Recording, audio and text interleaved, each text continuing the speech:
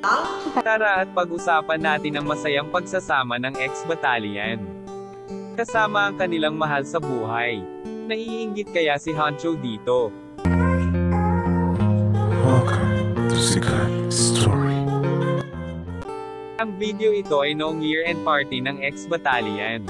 Ito ay in-upload sa channel ni Angelica Yap ngayon nga lang January 19, 2023. Makikita na sobrang saya nila. Dahil nga may mga palaro ito at kasama ang kanilang pamilya. Pero kulang pa din sila dahil wala ang kanilang dating kagrupo na si Honcho. Nakakamiss yung talagang kompleto sila. Sana ay dumating ang araw na isama ulit nila si Honcho.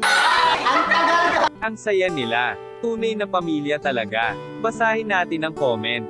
Sarap panoorin, nakakawala ng bad trip. Nakalimutan kong nag-igib ako ng 10 tiba pabuhat kanina.